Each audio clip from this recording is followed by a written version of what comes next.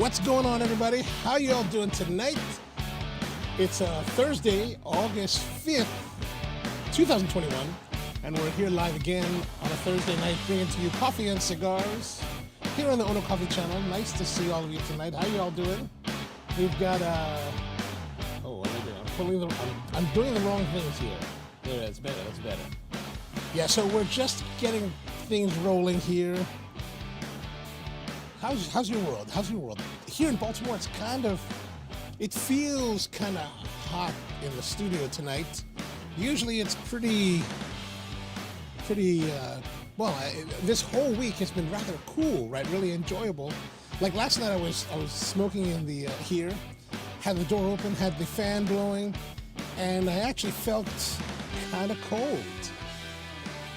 Like I thought maybe I should be wearing a jacket or something, but good to see all of you. Thank you for tuning in tonight and spending the time with me today. I really appreciate it. And if you happen to watch the replay, thank you also very much for watching it. And as always, drop your comments down below. And then if you are watching live, let me know what you're smoking and where you are smoking and whatever you're drinking. Put those in the comments down below as well. So tonight we're going to be going on with coffee and cigars, like the title implies. And our coffee today is going to be from Kenya, and it's a really nice coffee that's roasted by a buddy of mine, Hiro, who at the time was roasting for a place called Democratic Coffee in Copenhagen, Denmark. And so I got some of this coffee.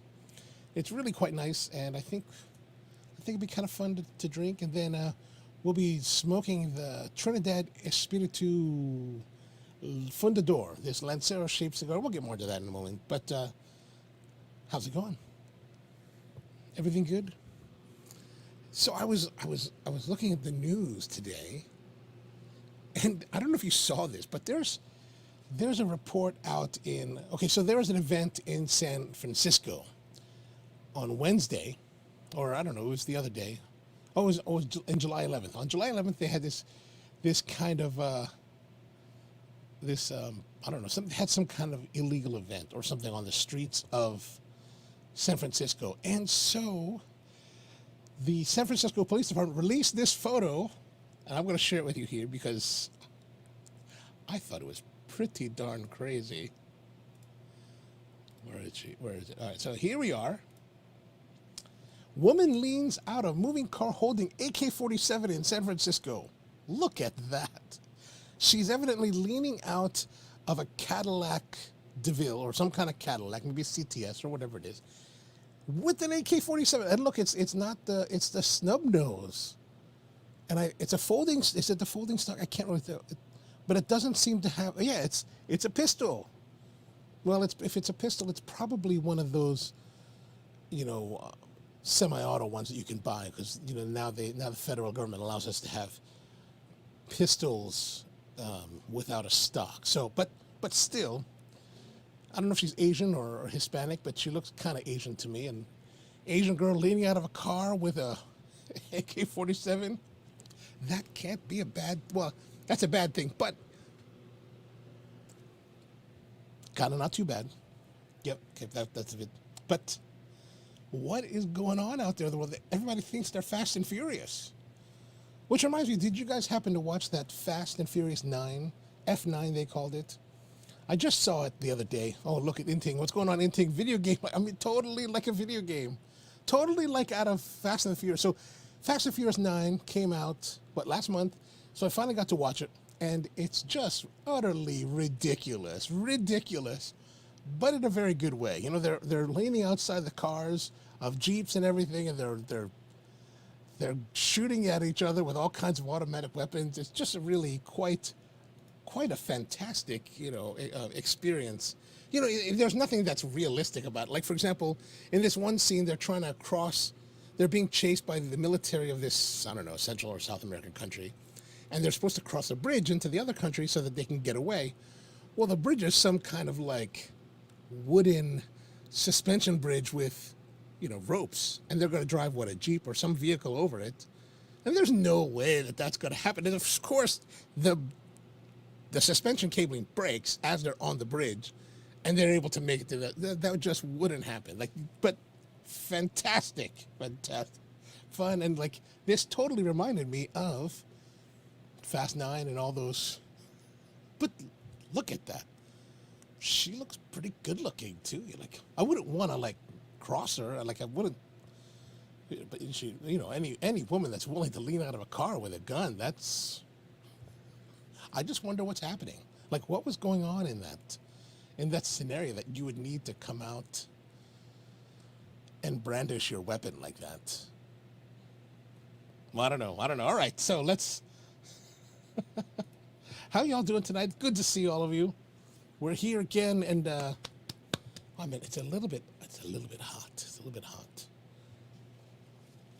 I've been working all day here at the studio or at the office, here on my desk, trying to figure everything out. But all right, let's make coffee. Like I said, today's coffee comes from Democratic Coffee in Copenhagen, Denmark, and we're using this Kenya Gethwimbine, the Gethembe Kiambu from Kenya. And Gethembe is actually a province in Kenya. It's in the central part of the country. And yeah, nice coffee. So these guys, you know, in Denmark, as you can see here, is it focusing? Focus. It's not focusing. Anyway, the Kenyan or the guys in Denmark, you know, those Scandinavians, they like the. Well, maybe I should adjust something. Maybe that'll work better. How about that? Is that better? Let me cover this. No, that doesn't work either. Cameras, technology, they don't work. Anyway, so if you look at it, it's relatively light. You know, those. Oh, there we go. It's on the lighter side. You know, these Scandinavians, they like that light roasting. But it's got nice coffee aromatics. Now, look, now it won't even free focus again. Forget it. Huh? This is like watching Aaron Parecki's live stream where he has all kinds of technical issues. Like Aaron was up in New York City today trying to do live streaming while driving around the city. Look, it's not. How about that? Like, what does it think it's locking on? All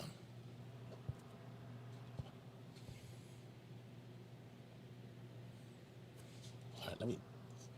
There, okay, that's better. I had to touch the screen and set it. All right, so he's driving around. And I think that all these technical issues happening, and so. But anyway, we're going to be using today the Cafflano Kompact, and this is a pressurized brewing device with an accordion thing. It's from Korea. The Koreans, they're very, very clever with they're always trying to make brewing devices. Koreans and I think Chinese are always trying to work on something. So it comes in a nice package, some instructions, and it has a little travel case. So if you want a brewer for traveling, this could be cool. Like it's got this little handle, right? And then we unzip it. Actually, it says Cafflano. Kind of see it. There we go. So you unzip the case, and inside we have the brewing device. Right. Put this aside. Now it's pressurized. So if I unscrew this and release the pressure, it grows. All right, so there's a cap, and then this, you can kind of see this accordion thing in the inside. Right, there it is. So it's this silicone accordion thing, and there's this mesh screen that you screw, that's a screw-on filter. So you take that off, right? And so, Di's asking, hey Di, what's going on? Good to see you. Di's asking, got a recommendation for a travel grinder? You know what, I do, actually, hold on a second.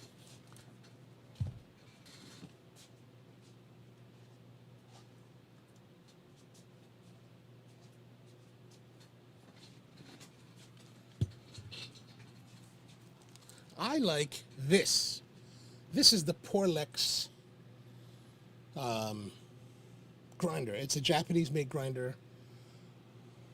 Now, Rusty's also talking about one called the Comandante, and the Comandante, I'll touch base on the Comandante in just a moment on that, but the Porlex is about $80, and it's a conical burr grinder. It's a conical burrs, and so basically you put this together. You put the coffee in here. Now it doesn't hold a lot of coffee. Like it'll hold maybe 20 grams at the most. So you really can't do a full 12 ounce. You'll have to grind and add more. And you put it together, put the handle on top, and then grind away. It's $80, made in Japan, so the quality is really nice. Conical burr, so you just adjust the burr settings this way by unscrewing it. And really nice quality. And the nice thing about this one is this cylinder will fit, if you happen to be using an AeroPress, it will fit inside the AeroPress, of which I don't have one at the moment. But it fits in the AeroPress kind of like this, right? So it's nice. It helps to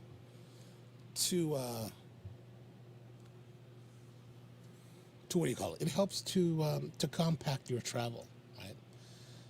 Like Rusty says, Porlex is also cost effective. Yeah. So back to what Rusty was talking about with the Comandante. The Comandante, I actually had the opportunity to try the Comandante before it came to market. So we were in Costa Rica, 2015, I think it was. We were at Exclusive Coffees, Cupping Coffees, and the guys that made Comandante had brought a couple of their prototypes. They were just traveling around. I don't know why they were there. They were just there. And so we got to play with it a bit. And the Comandantes are really nice quality wood. They have this system where it's kind of magnetic when it comes to the lid comes together. And the action of the grinding is super smooth. Like it's really, really a nice grinder. However, it's much larger. It's like that, right? It's like that. And it also costs like $250. Rusty knows because I think Rusty bought one. So maybe drop that in the comments, Rusty, what your price was. But it's like $250, so it's pretty pricey for a grinder. Now, the truth be told, I hate high-end grinders. Hate them. Not because they're bad. A lot of them are really great. The Porlex is good. The Comandante is really nice quality. But really it goes back to when I was the apprentice, and I was the guy traveling with the group, and I was the new guy. I was the FNG in the group, and so the FNG in our group gets to brew the coffee in the morning, or not necessarily brew the coffee, but gets to grind the coffee. So my buddy John had the Zassenhaus, which is a German, it's also a great grinder too, a hand grinder, Zassenhaus. And, I would be the guy, 6 in the morning, grinding away. So, I didn't enjoy it. And so I don't have fond memories of grinding coffee. Like, this is the craft of coffee, and I'm making beautiful coffee. I love it, and I'm just caring for it. No, I was at 6 a.m., tired from the night before, because we probably didn't go to bed till 3, and then I have to... So for me personally, I do have hand grinders here. I don't really use them. Like, I'll use them once in a while. But I talk to guys you see the guys on the coffee forums, and they're all in love with it, and they have this whole romanticism. I don't have any of that. There's no romanticism with me.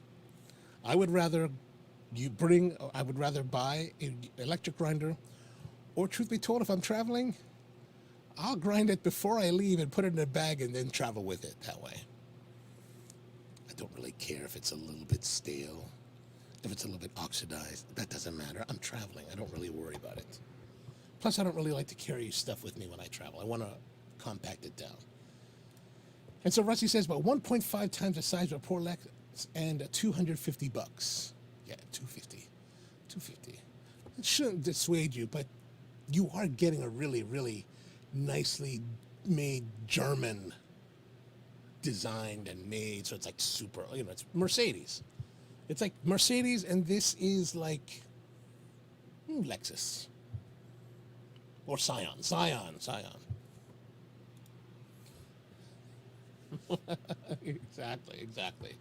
Exactly. So that up, down was my round and round and round. Yeah, not my cup of tea. Not my cup of tea. All right, so let's get back to it. We're gonna go. We've got the ground coffee, right? The Gitembe Kiambu from Kenya, and we have our Cafflano Kompact.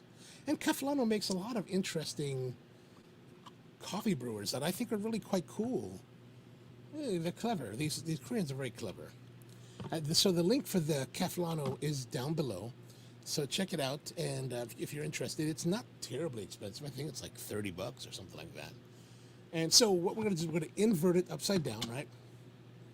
We've got it there, and it just kind of sits there. And we're going to add our coffee. So again, I'm planning to make a 12-ounce coffee. So I'm using 24 grams, so 2 grams for every ounce. And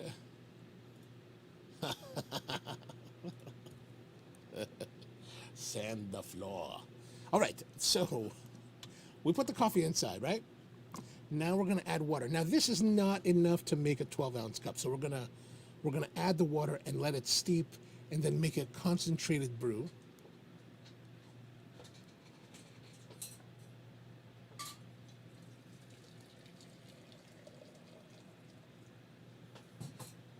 So now we've got our pitcher, nicely matching with the red, right? Japanese pitcher, Korean brewer, and they get along. Can you imagine? All right, so we're going to saturate the coffee. So I'm going to add a little bit. I'm only adding right now just to this second rib of, you can see right to there, right? You can see that? Yeah. So I'm going to do that, and I'm going to give it a little swirling action just to combine it, right? Just to break it down. Oh, that looks good. That looks good. Now we're going to continue to add water. Ooh, gotta be careful. It's almost full. Right now we're going to add the water to the top like that, right? So now you can see it's all kind of dark because it's full. Then we're going to take our screen and then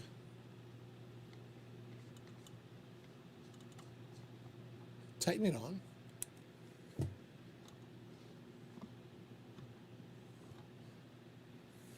All right. And it's still not focusing, huh? What's up with this thing? There we are. I think it's just holding at a certain point. So now we're just going to wait, and wait probably about 45 seconds or so.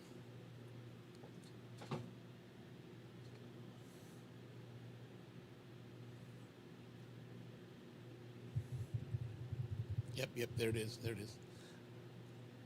This is the most exciting part of coffee brewing. You're just waiting. Just wait for the coffee. Ooh, my shirt feels suddenly like it's like sweaty and like it like all feels like, you know how when you're wearing a shirt it's all like it sticks to you and feels all like it's to the side or like pulling on you.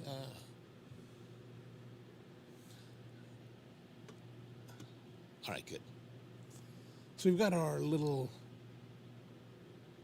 Yama brew kettle, which I didn't clean very well. Look at that spots. All right, that's good. So we'll take this on top and we're going to invert it over. As you can see, it's already kind of flowing down, right? So now we're just going to press. I guess in many respects, this is kind of like an AeroPress. I mean, we're kind of following the same kind of procedure, right?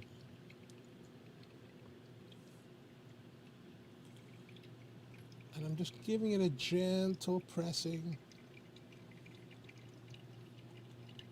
So why 45 seconds instead of like 3 minutes that we would normally do? And probably we should have waited. Look, looking at the color of it now, from my perspective, here, I'll illuminate it a little bit.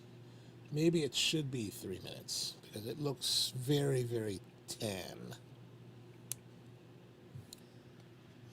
You know, the presumption with a lot of these, like let's say the AeroPress or whatever, is that because you're putting pressure on the brewing process, you're going to get better extraction, right?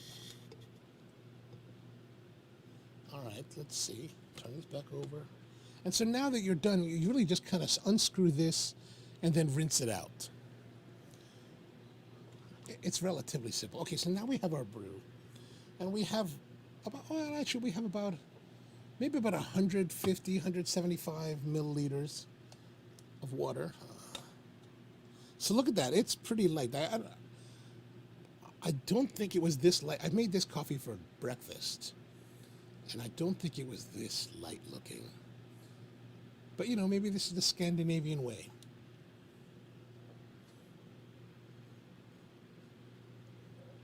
Oh, it has very like citrus, like orange peel notes. Oh, that's very interesting. Very interesting. Oh, so now we're going to fill it up to the 300 mark to bring it to what's supposed to be the right dilution, right? Because we created a concentrated brew using the 24 grams of coffee, and so that should give us our brew.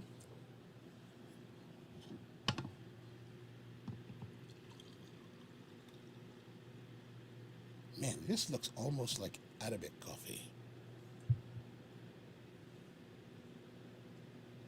Look at that. Oh.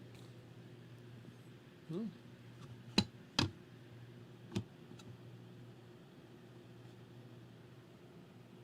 When does it get in focus? When does it? Does it? It does it. Look at that thing. This is ridiculous. There we go. Look at that. Oops. That looks really light.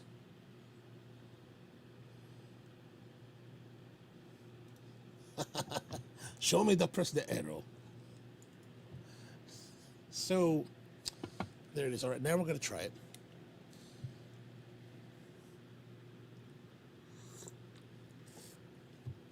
Oh, that's light. That's, okay, that is completely different than what I had this morning. Like, it's very light. It's very, what do you call it? It's very, very light. Like, very tea-like.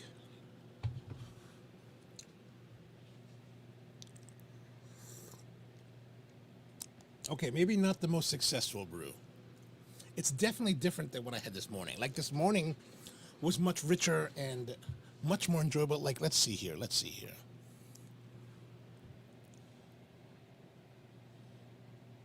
I'll show you this morning's. Like, here's my breakfast this morning, right? You can see the coffee. This is the, oh, good Lord, come on. Lock in. There we go. So you can see the Kitembe is the coffee, and it's much darker. It's much more brewed, and this one is not so well brewed. Go figure. So Dai says, I think the light in the back is messing up. Oh, you think the coffee light is mixed? Look at that. Remnants of Spro and Hamden. So I don't know if you guys are following, but 2 weekends ago, we closed Hamden, our main coffee shop in Baltimore City. And so that's the sign from the shop. Used to hang in the front window. Actually, the roaster here is filled with all kinds of stuff, all different items, and I'm trying to weed through them and like get rid of some of them and all that. I don't know, but it's kind of interesting. But that could be. That light could be. And Brian says, this is not my grandfather's 50 mile. Yeah, this is definitely not. So it's very light and tea-like. And I'm saying tea-like because the light, I think the brew ratio is so low now that there's not really much discernible flavors in the coffee now. So the light roasting, the light extraction was, yeah, that's not too well done. All right, but it is what it is. There it is. So now let us move on to our featured cigar of the night. Again, our cigars come from Tobacco Leaf in Jessup. Rahul is there to take care of all your needs.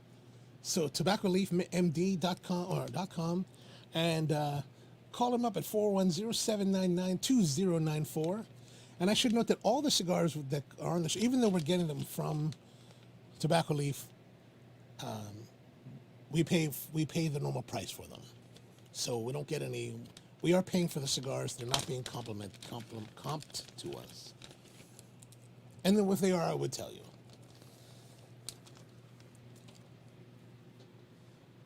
And Rusty's on to the Trinidad, yes. So here's our Trinidad. This is the Trinidad from, you know what it is? I have to turn the tracking off.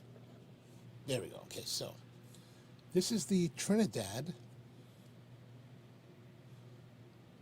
The Trinidad, what is it called?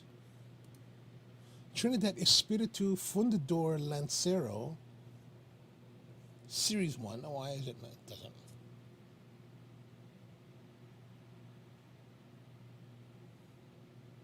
Every once in a while we have these problems with the... So this is a 40 by 7 and 7.5 Lancero made by Altades. And so those who may be familiar, Trinidad is actually a brand from Cuba that was once reputed to be the gift from Castro himself to visiting dignitaries and guests and friends, and this just doesn't want to do anything.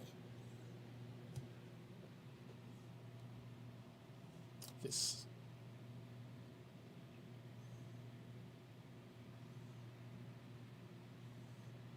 Oh, my goodness. Let's see if we can change some of the settings here.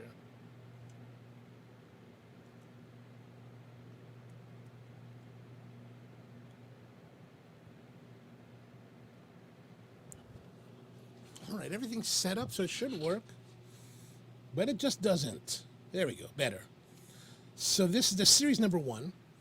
And what's there to say about it? So the original one, like I said, is from Cuba. And of course, you know, America, we don't pay attention to Cuba, so we don't care about the copyrights. And so everybody else has them.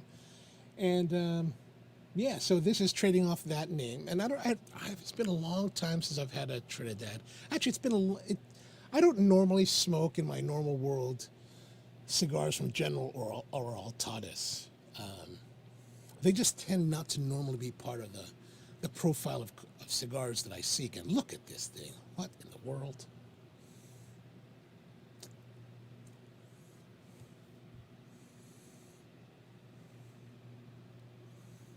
Oh yeah, autofocus. Autofocus. Come on, autofocus.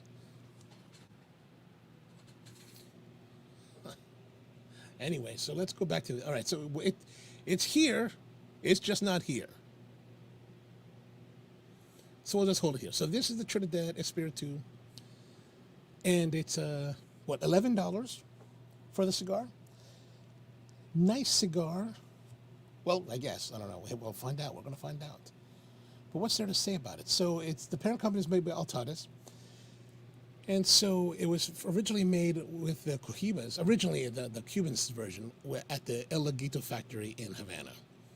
What does that mean? I don't know. You know, Cuban cigars, they're so like inconsistent, so you don't really know where they're being made or whatever. But this is actually in conjunction with A.J. Fernandez. And so these are made in Nicaragua at his Tabacalera A.J. Fernandez Cigars de Nicaragua. And it uses Nicaraguan wrapper, binder, and filler. And that's all they tell you. You know, it's like, you know, all these cigar companies, they're just so like magic and hocus pocusy about everything. Yeah, I guess I got to hold it. Will it change? No, it just holds steady. Silly thing. So once we get past this looking at the print, so the wrapper's nice. It's got a nice color, right? And it's feels smooth, slightly like nice texture with a little bit of oiliness, but not a lot of oiliness. So the idea behind this Trinidad Espiritu line is that it's supposed to have been inspired by the Caribbean culture from the 60s and 70s, you know, what are known as the golden years of cigars. Although I think we're probably in the golden years of cigars now. And yes, so $9, $10 is the MSRP, but here in Maryland, it's about $11. And so it came out at the IPCPR show in 2019. There we go. Better. All right. And so it's got that nice barnyard, musky, manure-y aroma to the wrapper. And so let's give it a cut. We're going to be using our official cutter, the Xikar MTX tool, of which I need a new one. All right, there we go. Cut her off. Oh, it looks like we're getting better with our focusing now. Yeah, it looks, oh, that's a nice cut, huh? Yeah, pretty good job there. Look at that. All right, let's do some cold drawing, and we're not going to return to that.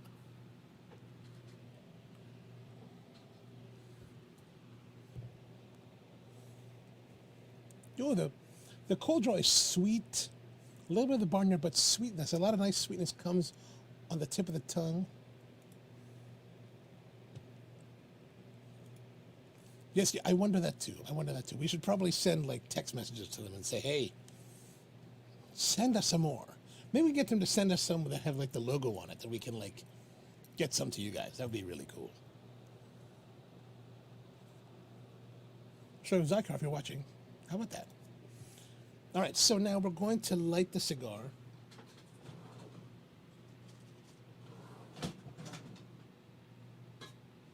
But instead of using our usual torch lighter, I'm going to use matches. All right, look at that, I'm shredding it. It's just kind of hot in here. I'm not having a heart attack.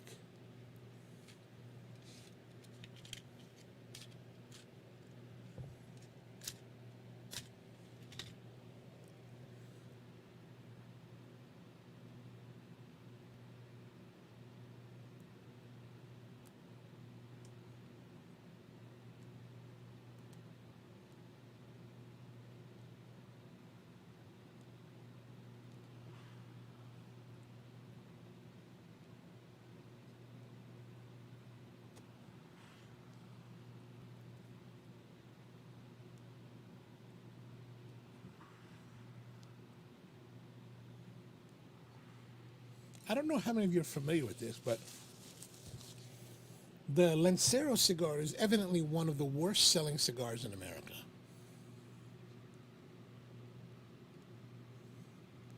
Like, not everybody makes a Lancero shape in their lines because it really doesn't move.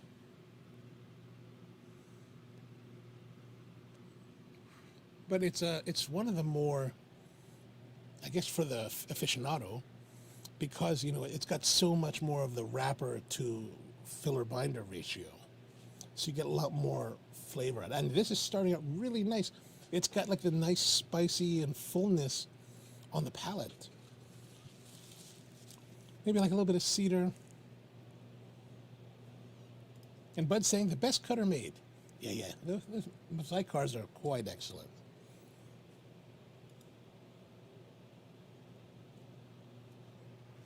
Yeah, but Rusty says, welcome to America, where size matters. Oh, of course, the 60 ring gauge is where it seems that everybody's into it.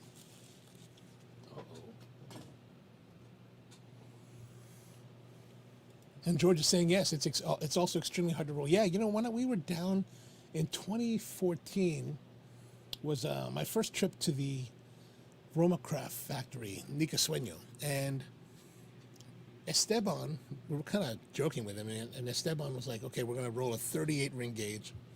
And he used a newspaper as the mold to construct the cigar. Really fascinating how he did it. But evidently only the best rollers can actually create these cigars. And now there's cloudiness. I had a cigar earlier today in here and was able to blow away. Now it's kind of, I don't know what's changed. I'm always trying to adjust like fans and stuff to try to see if I can get it to move better. But the flavor, okay, so the flavor right now, it started off, like you can see right here, it started off a little bit here, a little bit off, but it is starting to even out, right? Look at that.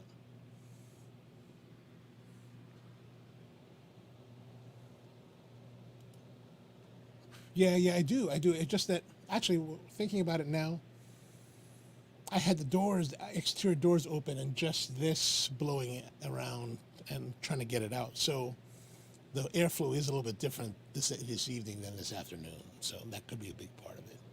And actually, I was thinking today, just a little while ago, like, we're always, our group of friends always debating on like how to properly exhaust. And I was thinking today, okay, so if we're extracting so much air, right? Like here, I think we're pulling like almost, 2,500 CFMs.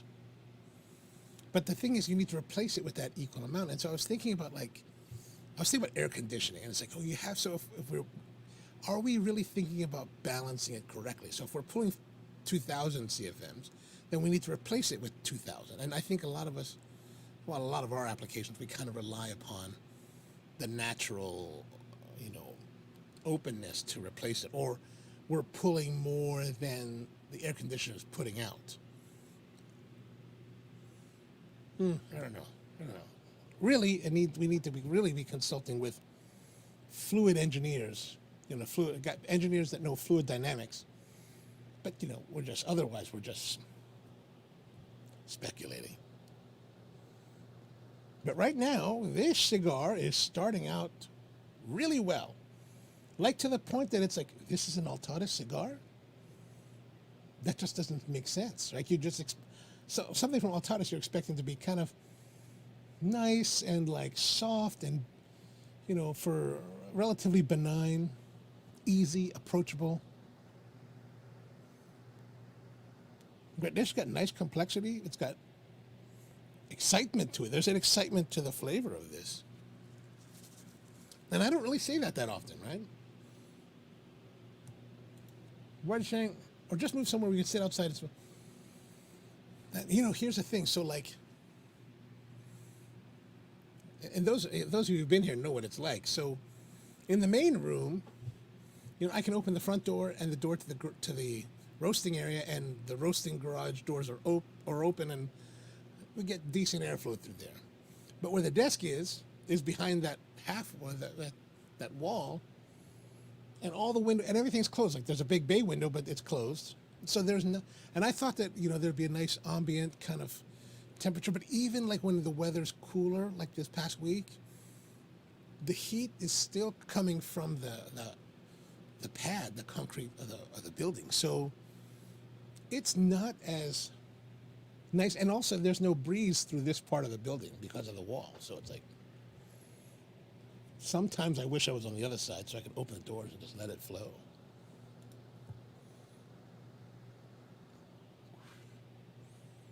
But wow, we're just starting off the first third, and I gotta say, it's coming out like gangbusters. We're getting a little bit of bending here, right? So I kind of want to tap it off. I'm going to tap it off. Oh, knock it over the microphone. I'm tapping it out so that I don't have to worry about it. The draw is nice. There's a great amount of smoke per draw. Ooh. It's quite good. It's quite good. So what are you guys all doing tonight? What are you guys smoking and drinking? Are you guys inside or outside? Drop them in the comments below. I'm interested to know. How many people are gathered there watching with you?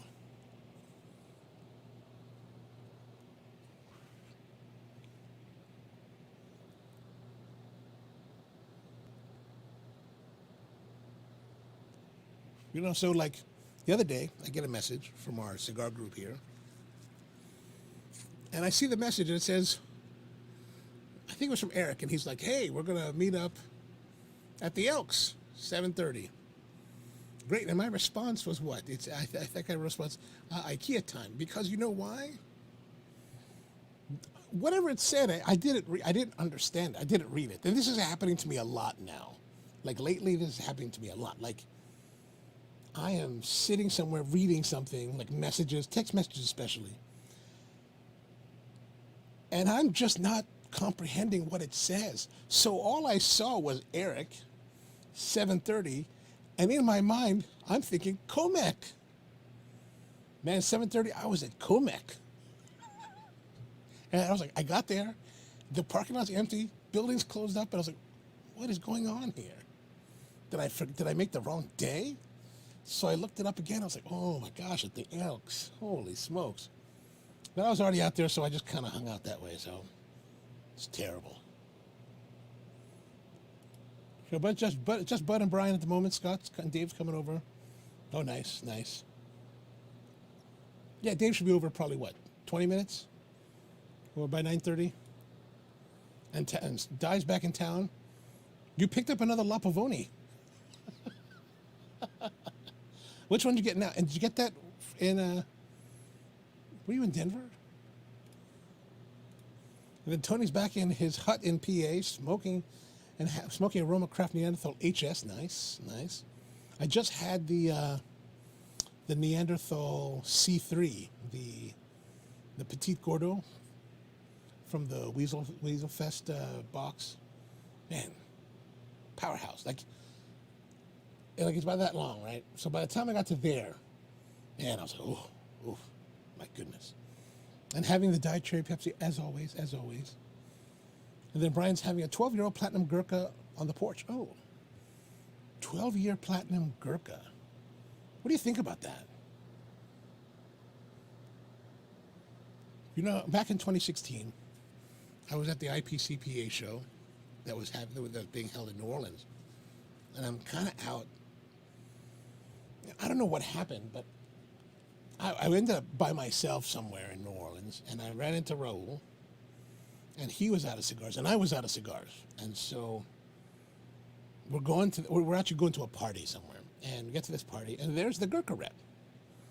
Really great guy, right? I forgot his name, but really great guy. Super generous, super friendly. I always got along with him, and he was like, hey, man, don't you have a cigar? I was like, no, I'm afraid I don't. He's like, I got this 12-year-old, I think it was the vintage cellar one, not the platinum. And so he gives me one. You know, I smoked that the entire night. To be honest, it wasn't really to my flavor profile, but it was great to have a cigar to smoke at the cigar event. And I'm really thankful for him to give it to me. Very generous. But I wonder if that's the same thing or different. And so George is on the balcony smoking a Perdomo 20th anniversary Maduro with a Guinness. Oh, excellent, excellent. Oh, that's a great choice. I don't think I've had the Perdomo 20th anniversary. And then Brian says, not as good as the one that comes in. Oh, that's the one you were talking about last week or the week before where it's a new discovery for you. I do remember you talking about how the tubo is really, really good. I'll have to give that. Or is that the, or was that the, no, you said a Perdomo, right? Perdomo is the one you were talking about before that you were really surprised with. And then Rusty's out on the porch with a Sam Adams Summer Shanty, smoking Agaros of My Blue Heaven Robusto. Nice. Finally, Rusty, you're able to smoke with us here on the show. That's excellent. Yeah, let's have it. Oh, that one. Yeah. You know what I miss from the ECAN days? So there was a couple weeks we did use ECAN. They had that horn. I missed that one. That's what I should program into this mixer. Oh, okay. So Brian said it was a Perdomo, but it was actually a Gurkha. Oh, okay. Oh, that's good. Oh, you see. Okay, there we go again. Well, I'll have to give that a try. Did you get it from Tobacco Leaf? Is that where you got it from? It would be nice to try a Gurkha that really would turn me around. Like, you know, you always have like certain brands that you have these certain, not necessarily preconceptions, but you have certain assessment of based on what you've had in the past. And so it'd be nice to find something that was really different that kind of made a difference. Yeah. Finally. Good times. My cousin calls me today. Speaking of you, Rusty, because since you were just in Honolulu, my cousin in Honolulu calls me. He's like, yesterday, he's like, hey, man, I got a free room at the Hilton Hawaiian Village for the beginning of September for like a week. You can have it if you want. And I was like, what? Really? So I looked at flights. Flights are what, $550? At least they were yesterday. So it's tempting.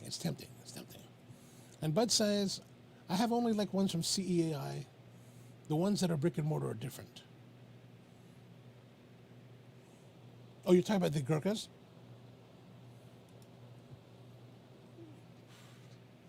So if you're at the Tobacco Leaf next, there's a Southern. Yes, they've actually got a few of the Southern draws that they have. So I've had the Kudzu, and I've had a few others. I've actually found them all to be quite nice. Oh, and Dai's saying, I'm a finalist for the remote program in Hawaii. Whoa, really? Whoa, that's amazing, dude. So what did they tell you about it? Like, how did you, like, what's the requirement? So those of you who are just watching that don't know Dai, like Dai has applied for this thing called, what's it called? Shaka and, Shakes and Shakas or something like that.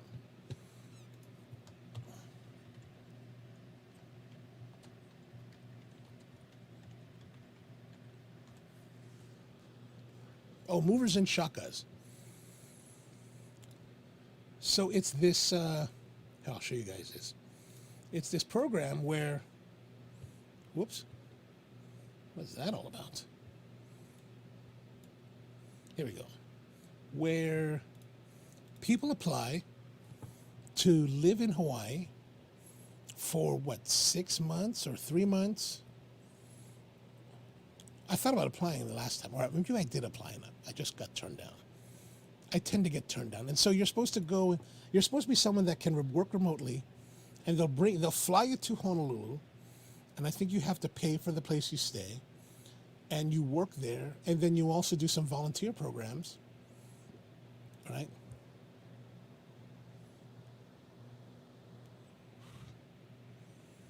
And so you volunteer with one of these organizations, you know, Chamber of Commerce, Girl Scouts, Kako'oiwi, Kanu Hawaii, you know, things like that. And they're all just different kind of, I don't really know a lot of them actually, but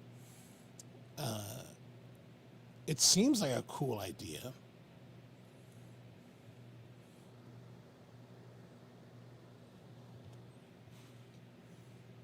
Yeah, movers and shakas, right. And so you have to be there for, I guess, 1 month minimum. I thought it was 3 months, right? Or no? Well, that's awesome. So am I correct? They'll fly you out there and they'll house you, or no, you have to pay for your own housing, right? Because you're making money, so they want to. So part of this whole thing, from what I understand, is that they're trying to, especially in the middle of the pandemic last year, they were trying to get people to come out to live in Honolulu, because at the time tourism was pretty much dead. Now, evidently, tourism is just off the hook, and it was a way to help to stimulate the economy in Hawaii without taking away jobs that were there for local people.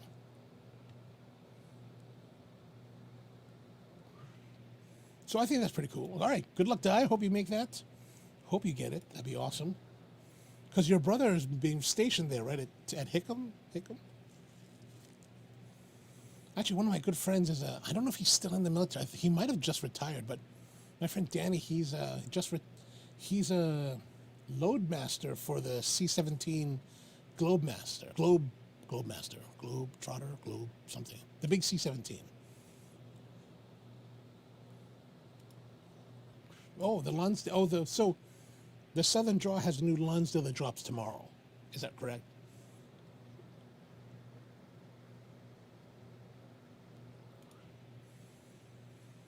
And Inting says the Jacob's Ladder Brimstone is my go-to. Oh, yeah. I don't know if I've tried the Jacob's Ladder. I have tried a few of them. Plus, at Tobacco Leaf, they do have quite a few selections of them.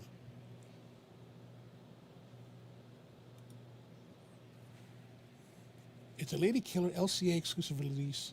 LCA?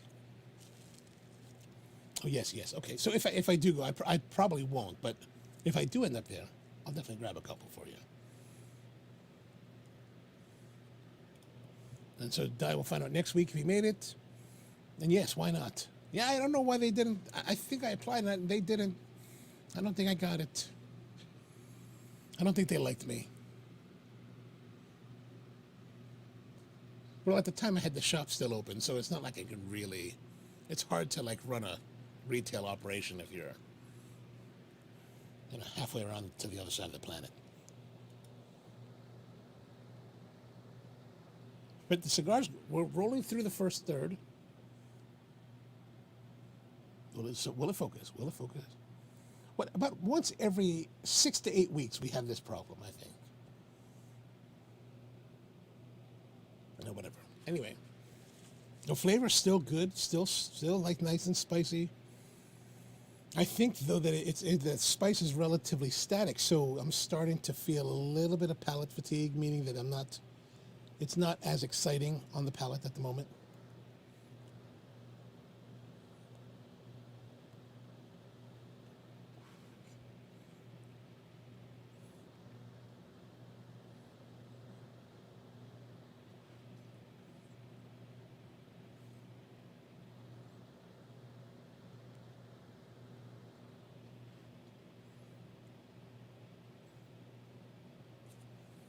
Ooh, nice. This is nice. It's rolling nicely. Oh, and Brian says he got the Gurkha at Total Wine. Ah, okay.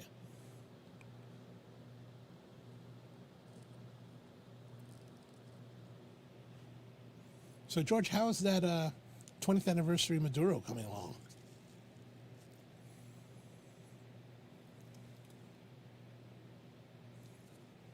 Let me drink some of this coffee. I'm also thinking that maybe part of it, I'm starting to feel a little bit of tingliness on the tongue, probably because I'm just kind of pulling hard on it. Actually, that's what Mike Rosales asked me today on social media. Because I was posting this picture of. So I'm sitting here earlier today, and Sean Vader, Sean Coleman that works at Roma, he's posting that he's smoking a cigar, and I was like, gosh darn it, why did I look at that? I was thinking, oh, that's great, an afternoon cigar would be very nice. So I ended up lighting this, what did I have? I was having a My Father Don Pepin Garcia Cuban Classic Robusto. And I was sucking it down, and there's a little pinhole in the center as I was getting to probably about here. And so I posted about it. Really, the post was really like, I should not be watching Sean's social media in the middle of the day because suddenly I'm smoking cigars. But Mike's like, are you smoking that too fast? And I was like, yeah, I probably smoke too fast. I think I do smoke quite fast. And so that's what I'm saying. Now, there's a little bit of tingliness on the palate, and I think that's because I'm just pulling on it so much. So we're getting a little bit of bendy. Oh, there we go. A little bit of bendy in the ash. I'll smoke it like this.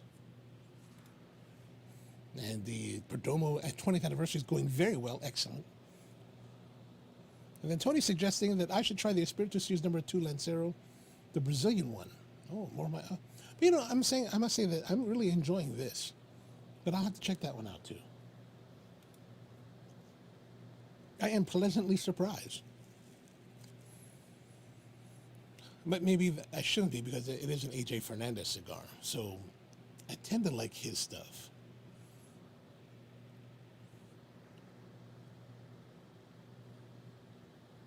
So speaking of Hawaii, some sad news. One of my buddies there So in Hawaii, I've got a whole group of friends that we smoke cigars together with.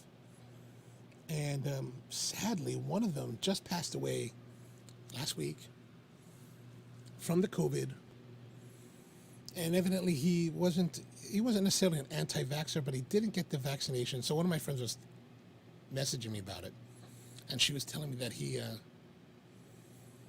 just didn't want to get it from like the grocery store or the a lot of these other places. He wanted to get his vaccination from his physician, and I guess he'd been waiting a long time. Like they KHON2, which is the TV station in Honolulu, actually did a piece on him because his name is Grant Kawasaki, and Grant is a relatively known guy in Honolulu because he had a TV series called Homegrown Hawaiian, and he's a chef. So he had this cooking show where he went to see different kitchens and different people and different agricultural spots to promote locally produced food in Hawaii. And so he was fairly known amongst the populace. And so KHON did a piece on him. Really nice piece. They featured his brother Scott, and Scott kind of made the appeal to the public to get the vaccination because Grant didn't, and he evidently it was a point of contention within their family, because I guess the rest of the family got the vaccine and he didn't, and he was only like 45 years old, and he got the COVID. We was at home, and they thought that he was getting better, and then suddenly just took a turn for the worse, and one morning they found him passed out, and he just didn't wake up again. Which, really is a tremendous loss. He's a really great guy, really good person. I really enjoyed hanging out with him and seeing him. Everybody loved him, really great person. And it's just a shame, it's just a shame that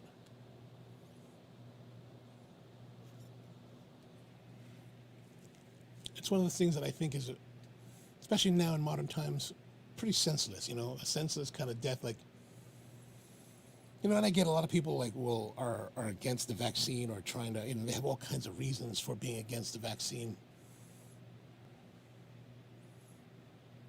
But I guess the question is, if you get the virus, especially this Delta one, and you die from it, what did you die for?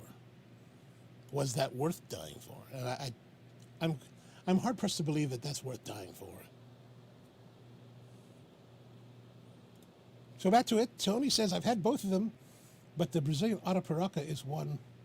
The Brazil Arapiraca one is muy bueno. Oh, so they're using the Brazil Arapiraca.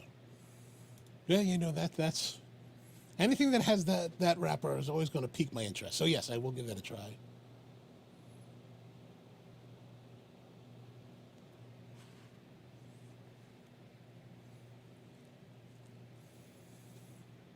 Yeah. I'm right now. I don't know if I'll go there because I'm going to be a little bit tight on my spending in the next few weeks, since we closed the shop. That of course the shop always brings a certain level of revenue, and now that that's closed, that revenue stream is finished. So as I'm restarting things and rebuilding, I'm going to hold back. I got to hold back. Be a little bit tight. It'll be a little bit tight. Like I was just talking to a friend of mine in the business in coffee who works for one of the manufacturers, and I was like, hey man, you got any extra passes for the trade show in September?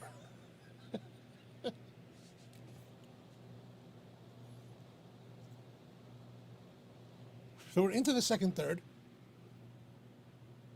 Still rolling nicely, man. Still really, well, if it'll focus, maybe it won't. There we go. I must say, here's something that I think is nice. This Trinidad label, the band, double band, and it's kind of pretty, right? Look at that prettiness, nice colors. Well, Altanis did a nice job on this one.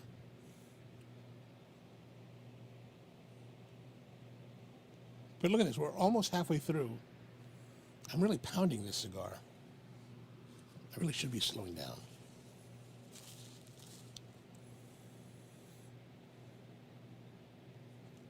So let's try our tea leg coffee. I mean, it's light, it's tea, kind of lemony. Really just to wet my palate. But let's go see what people have been saying about this cigar on the internet. Actually, I'm surprised that this cigar was not was not reviewed by the boys at Half Wheel. They actually reviewed the Toro, which I think would be just too far off. So I did find one from Cigar Dojo. So let's have a look. First puff of the Espiritu reveals a distinct raw peppercorn flavor on the tongue. Sharper spice than its thicker siblings. More leather, effervescent spices, subtleties of coffee bean, milk, chocolate, touch of leather. I don't really get the, maybe there's some coffee. Again, I can't really, since I drink coffee with this, I don't know if I ever really discern coffee in the cigar. Milk chocolate, not really. Fresh pine through the finish. Maybe that's a little bit of the sharpness that's there.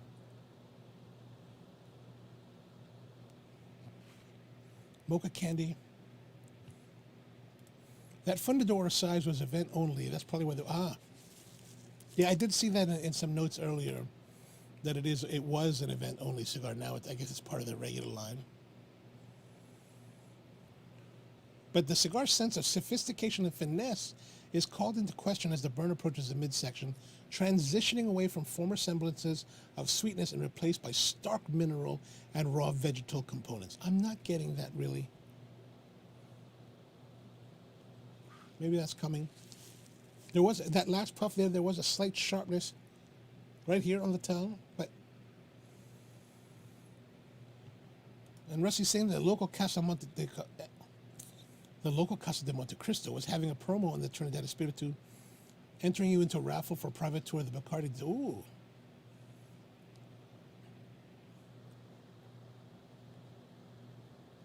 I'd like to do a tour of the distillery in Puerto Rico. I still would like to go get it. I'm still trying to arrange for a tour of the distillery at Flor de Caña in Nicaragua. Actually, I just got a call from one of my friends who owns Zoka Coffee in Seattle. And him and I usually do coffee buying trips together. And he's like, hey man, we're going to start up this again this year. And I was like, excellent. I think I'm ready. They made it regular production size in the series number 2. Ah, okay, good. So I'll try to get that one day. Unfortunately and unsurprisingly, to be honest, it's the dark and charry characteristics that win out. I'm not getting the charry. I'm not getting char. The remainder is dominated by anise, dark spices, burnt toast, raw bell peppers, and tar. Ooh, that doesn't sound very nice at all. Hopefully that will not be the case with this one. What do they say? Oh. What are we looking for? Do they give a... Oh, 88%. So let's see what they say. Let's not beat around the bush. The Fundador is fun to look at, but it ain't the one to take home to your mother. You know, that's interesting. They're saying that. I'm quite enjoying this so far. Oftentimes, there's reason regular production size being to the various stage of production testing. Fun to look at, fun to hold, but doesn't seem to hold to the full hour 30. Definitely not. Hour 30, this will not be an hour 30 cigar. I'll be lucky to have this for an hour. The first third showcases this Lancero's best. I have to say, I would probably agree with that because the first third was really just like tasty. The remainder simply dwindles away, eventually resembling a mere skeleton of the profile's former self. Oh, that's... all of that said, the cigar is in fact fun, combined with fair price point. But you know, I would say that his total score at 88, I don't know about you guys, but if it's something that's not, like what he's writing here, doesn't seem to be like an 88. I would think it'd be lower, like maybe like the low 80s. And Inting saying that the Lanceros are 30 to 45 minute smokes. Yeah, I mean, here's my thing. So like, usually the cigars that I'm smoking on the show last like an hour and a half. But really, in my real life, most cigars will only last at the most an hour, maybe hour 20 at the very most. Because I tend to be puffing on them I smoke them pretty hard and pretty fast. So you like if I'm watching a movie and smoking a cigar, usually that movie will take 2 cigars.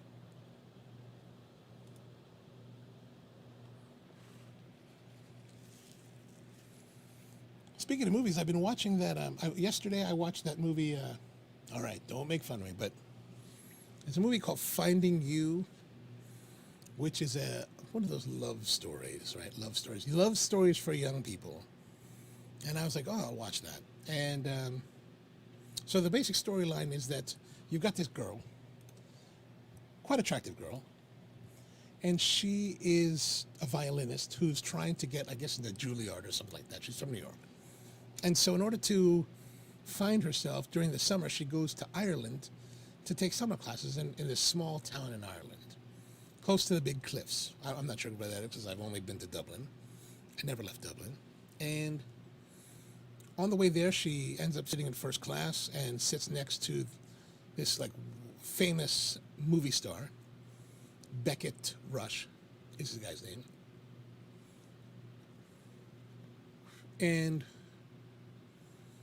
so so she's staying at this B&B. Beckett's staying at the B&B, and he's trying to woo her, and he's there shooting this big, epic feature. So evidently, this guy Beckett, his whole movie career is starring in these dragon films, right? Like he's slaying dragons with his girlfriend in Hollywood.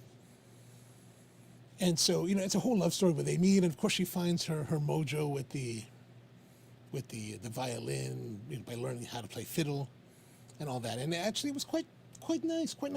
And so, Brian's asking, better than 27 Dresses? It's different than 27 Dresses. The girl is actually as attractive as Katherine Heigl was during 27 Dresses, I think. It's different. It's a little bit more like Notting Hill.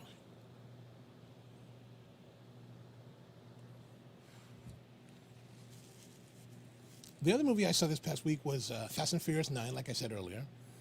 And again, Fast and Furious 9 is just it's more fun than any of the Fast and Furious movies yet.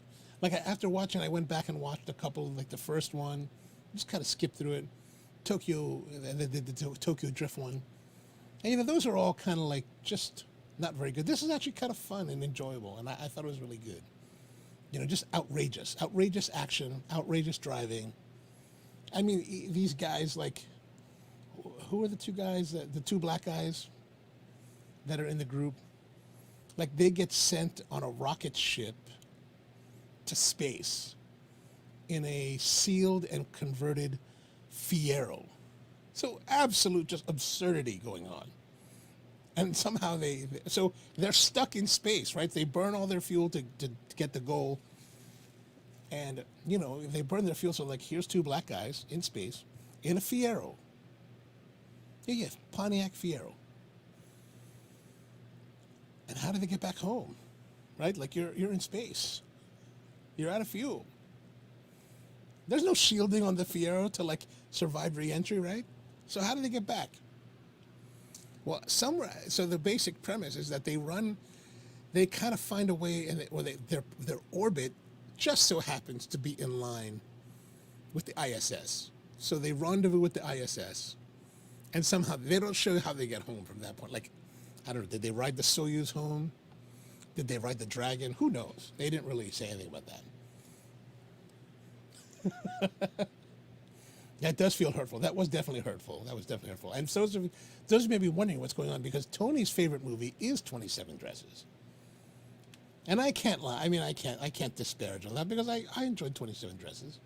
I enjoy those movies, Notting Hill, Love Actually. Love Actually.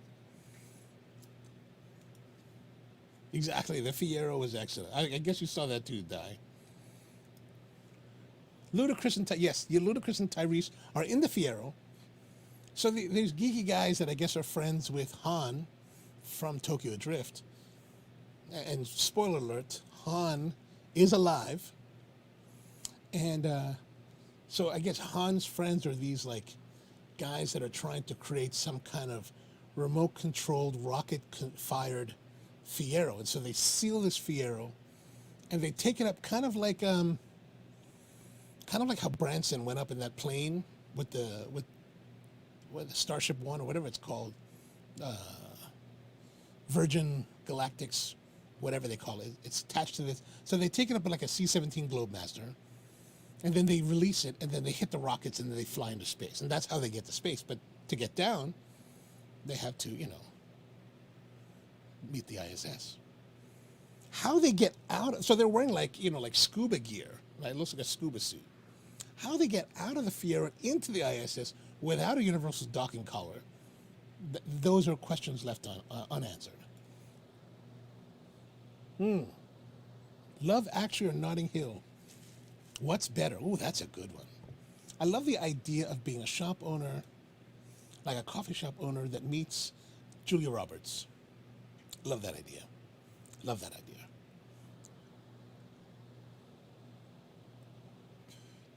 But for some reason, Love Actually, the whole relationship with Martine McCutcheon, I totally dig that too, I could be the premise, and maybe that's the unifying factor, is that it's all with, what's his name? The British guy, the guy got caught with the prostitute in the tabloids. The star of both movies. Anyway, Martine McCutcheon, totally into her in that movie. Totally, I'm totally into her.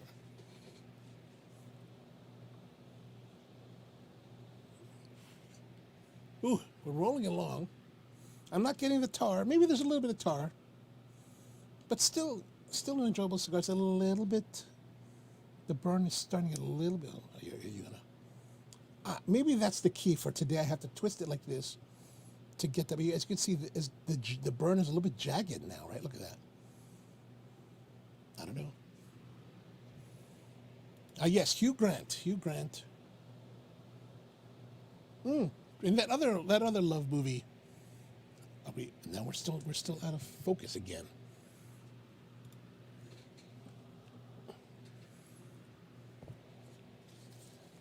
What's that other love movie? The one with Emilia Clarke. The Last Christmas? The Christmas one, she's like this actress, works in a Christmas store in London, and she meets that guy from Crazy Rich Asians, that Asian guy, and he turns out to just be dead. And, she got the heart transplant. She got his heart. And so that's why they have this connection. I thought that was good, too. I enjoyed that.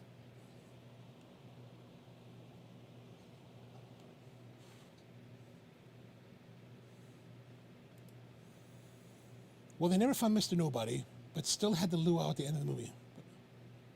Oh, yes, that's right. They were talking about Fast 9. Yeah, I wonder if... I'm sure Mr. Nobody is going to be back. Charlize Theron is going to be back, which is always a good thing. Charlize Theron, always enjoyable to see. Of our age, I always thought that Charlize Theron and Ashley Judd were some of the most beautiful actresses on screen.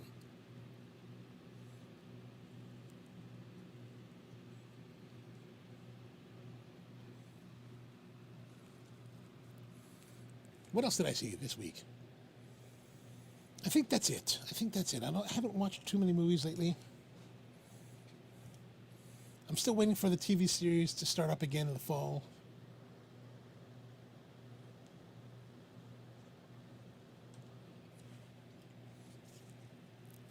You know what I watch a lot of when I'm at home?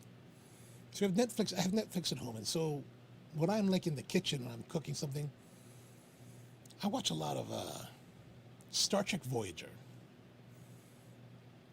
Mainly because, like Netflix has a lot of TV shows, but I don't really, I'll put TV on, but I don't want to pay attention to it, right? That's like one of those things, if I watch a little bit, I don't want to think about it. But if I watch something that's new that I haven't seen, then I have to watch it and pay attention. And my attention span at home is very, very short. And George's like Ashley Judd and Double J. Oh my. Yes, absolutely. Ashley Judd, my gosh. She was so beautiful. And Rusty totally agrees with you there, George. I mean, who can't? Can't. And Brian's a big fan of Netflix. Yeah, Netflix is good. I mean, they have a lot of interesting stuff on there, but I just don't want to pay attention. That's it. So I'll watch. So nowadays it's like Star Trek Voyager, Star Trek Enterprise, Madam Secretary, the one with Kiefer Sutherland, Designated Survivor. I'll just put one of those episodes on because I've seen all those. I've seen the entire series and I know the entire series, so I don't really have to pay too close attention on that one.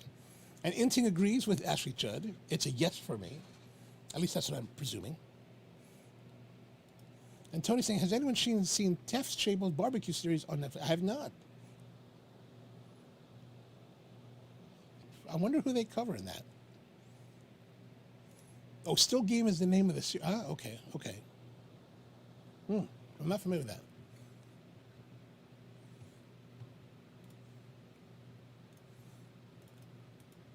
Let's see what that is.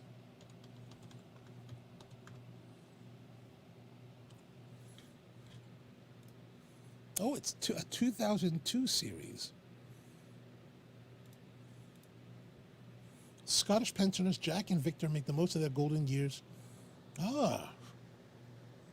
In Glasgow. I would like to go to Glasgow. I would like to see that. And so, evidently, Rusty has seen this Chef's Table. Let's see what Chef's Table is about. Chef's Table.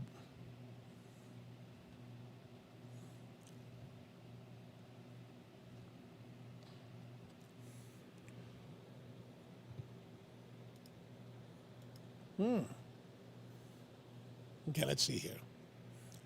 Tony says Brian says he thinks the last season was 2019.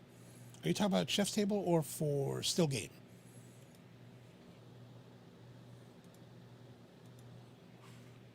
So we got Tootsie Tomanets from Hill Country. Lennox Hasty is from, in the Basque. Oh, interesting. Rodney Scott. I just got Rodney Scott's book a couple weeks ago. Really interesting to read. I would like to go down and see his place.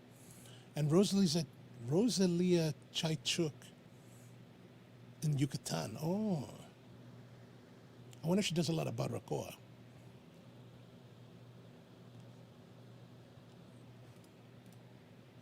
And Tony says the Australian guy who only used fire in a restaurant. That was crazy. I wonder who that guy was.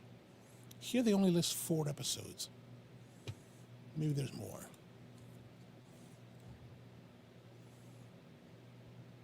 No, I guess there's only 4. I wonder which guy.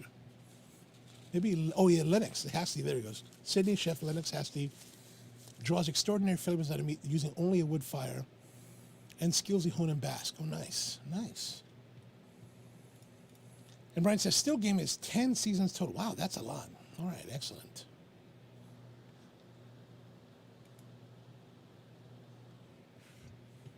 IMDb does not have images. Oh, IMDb. This is my claim to fame. Oh, I'm not on here. I'm not on the front. There it is. My claim to fame in the world is this. Here I am listed in IMDb.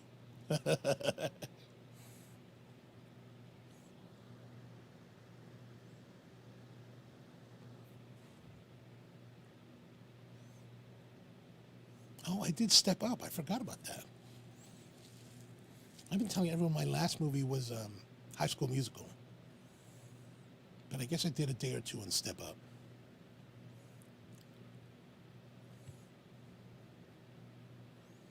So Rusty's asking, Steve Monnier just closed the restaurant. Yeah, Steve, his kitchen, well, actually, he had the fire pit, the barbecue pit, where he had the grill works set up. Oh, lovely. And then he had that Heston range. So it was a blend of both Heston ranges and that wood-fired grill works pit. It's a shame that place closed. He was really a great chef. Like, he used to have a place in Hamden. This is where I first met him.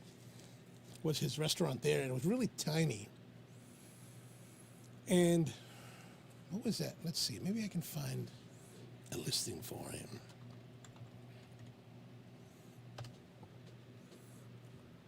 Chez Hugo was the name of his place. Unfortunately, it closed a year ago. Yeah, so he had a place in Baltimore and Hamden called Arome. And let's see if we can find a little bit about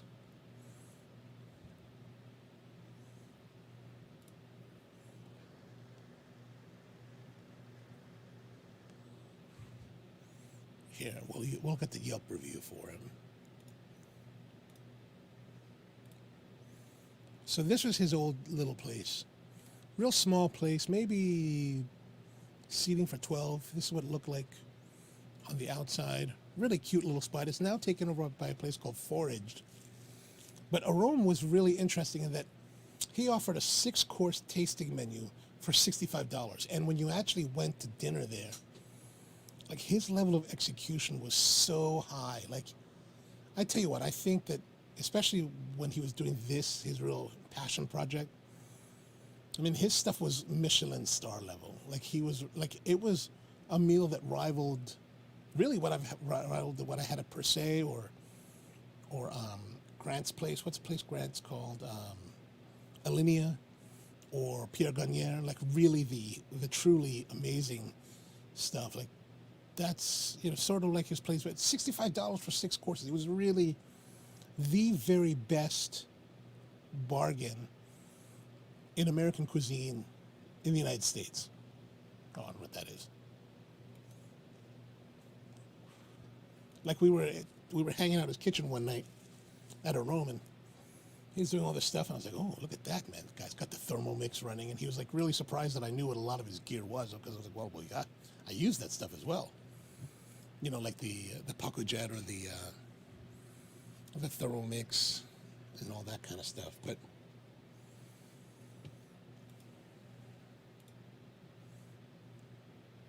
I forgot that I did Step Up, but The Recruit, that was good. That was a good movie. Let's look at Nick's Hasty.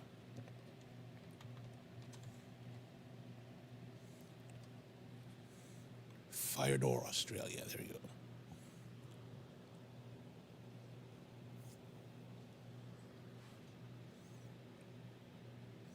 Fire Door is closed until, Australia is under severe restrictions. And my friends down there, we were talking the other week, and they were like, yeah, man, everything's just shut down. Look at that. Oh, that's nice. Look at that fire. Any photos? How about Instagram? Let's go to Instagram.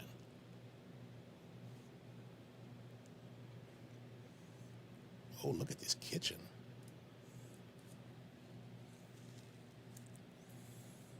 Wow. That's awesome. Rusty, this reminds me of, it's not the same, but what's that company that at the ICC that they would have that rolling wood oven? It was really kind of fancy looking, really nice, really expensive. And Rusty's asking, isn't Woodbury mainly? No, I wouldn't say Woodbury's mainly. I mean, they have a hotline, and then they have a big oven.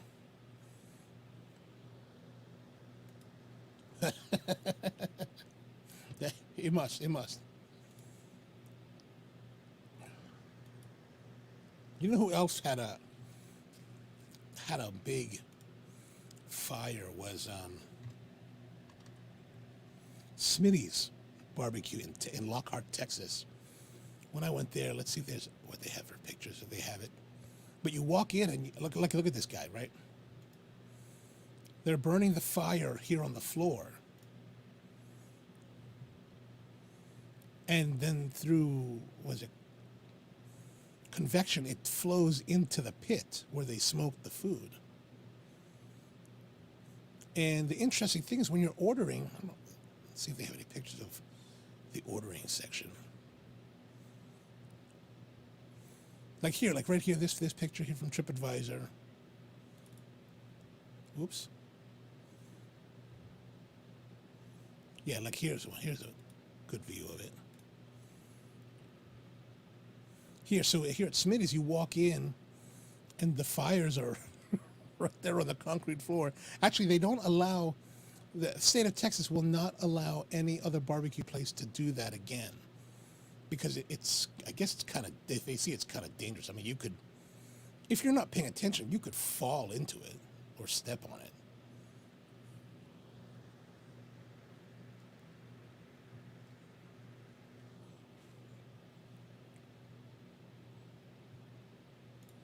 Oops. Is this it? No, let's get rid of that. Oh, there's that girl again. I don't know if you guys saw this earlier today, but this is what I said at the beginning of the show. This is from the San Francisco Police Department. There's evidently a woman carrying an AK-47 hanging outside the car, driving down San Francisco. I don't know. Crazy. Craziness out there. It does look medieval. That guy's place is pretty wild looking. Let's look at her again.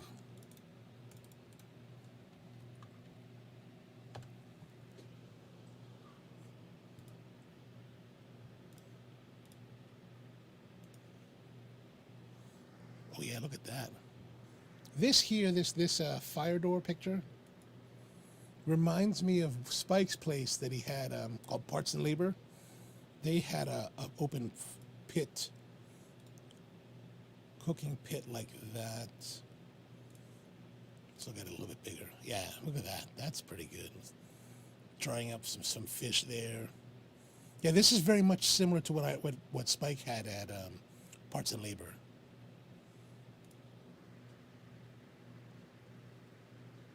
Fascinating. Another place that I went to that had very similar kind of setup, or something similar, was a place in Spain, just outside of Leon, Spain. Oh no, what's it called?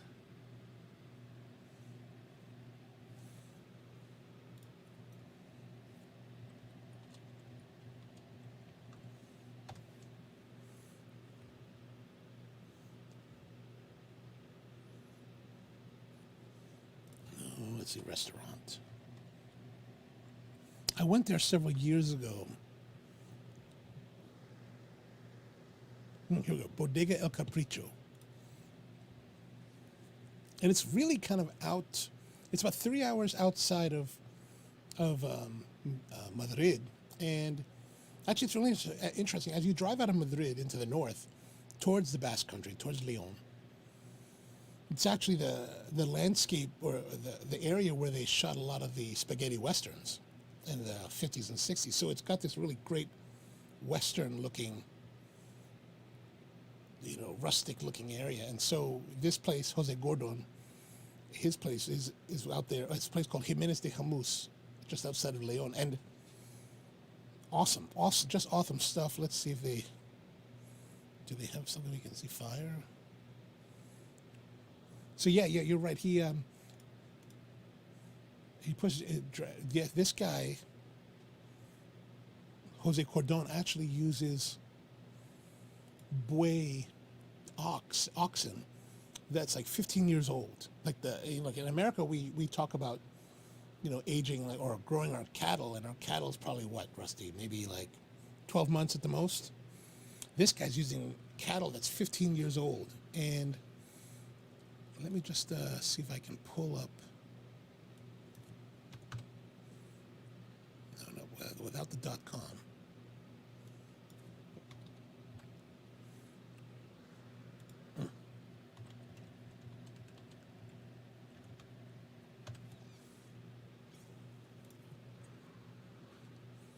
So this is the longhorn type of cattle that he uses.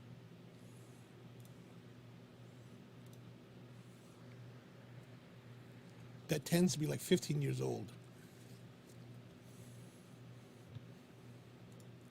Extebari, no, it's called Buey. B-U-E-Y, Buey, like you can kind of see right here. La mejor carne de buey del mundo. It's just Buey. And here in this picture,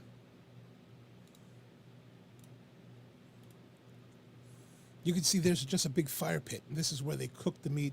And when you walk into the restaurant, the kitchen's kind of to the left. So you can go inside the kitchen and they have this, these are the sides, and look how yellow that fat is. Like he has his own like aging facility. So he's got an aging facility off site where he keeps most of the meat, and then he transfers it to a on-site like refrigerated locker where he hangs the meat, and the meats are hanging for at least, some of them 6 months or so, and just amazing. And so what you do is when you go to the restaurant, let's see if we can let's see if they have any photos. This is the exterior of it.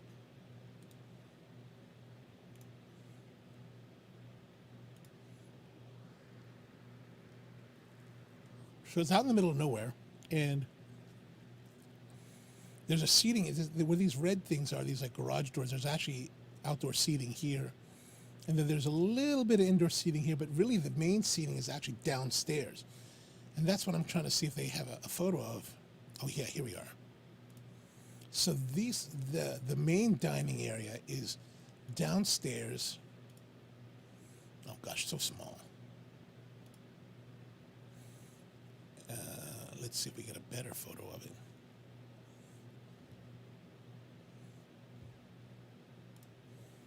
Yeah, this is better.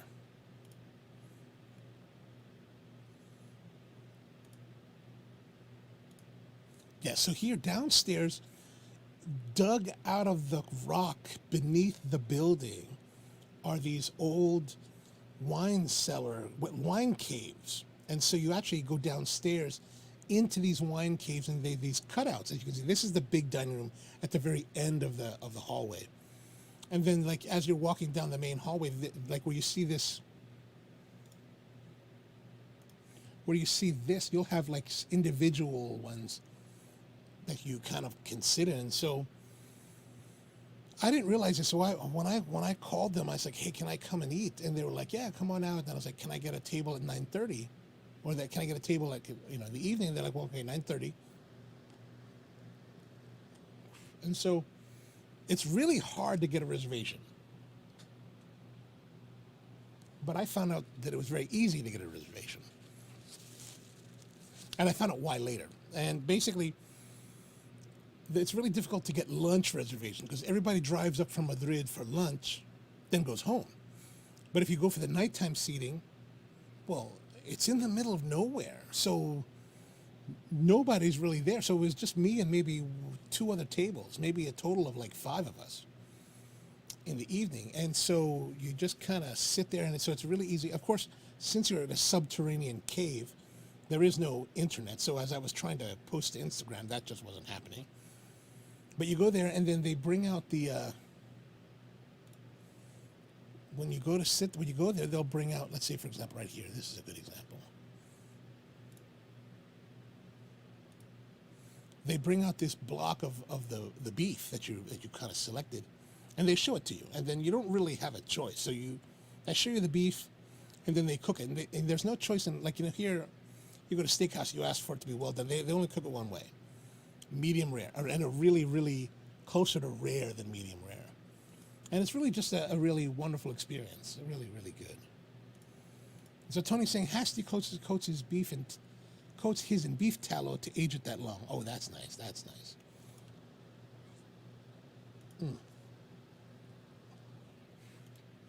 And Tony's saying there's a place in Philly, someone else that, oh, that's nice too. Yeah, I like that. I think it's really, really an interesting way to dine.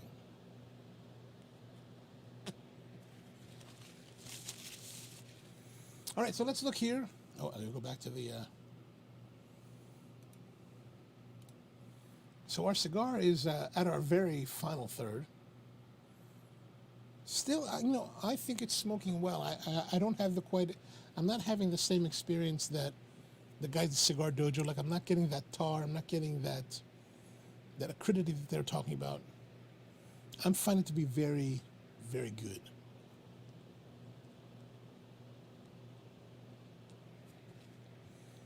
Now, I think that in that Cigar Dojo review, that came out, does it say when it came out? It doesn't really say when it came out, but I'm guessing it came out close to when it was released in 2019. So, you know, in that time, the blend could have changed. So, oh yeah, August 2nd, 2019. So this cigar could have different components now than it did then, which is why I'm not getting that kind of downturn in the latter part of the cigar.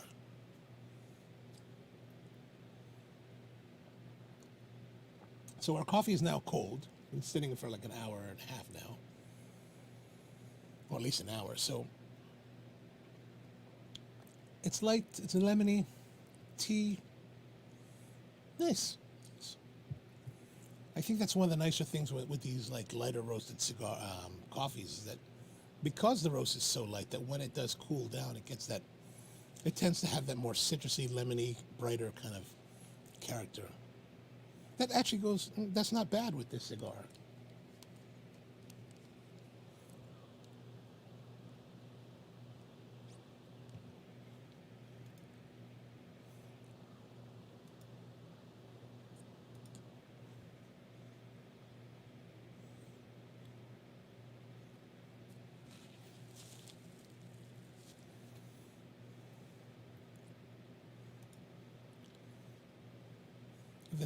And then Rusty says, check out, not that one.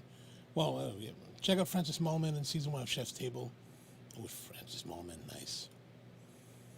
Tony said where they could have had one was it was rolled tight, which would have given them, that could very well be.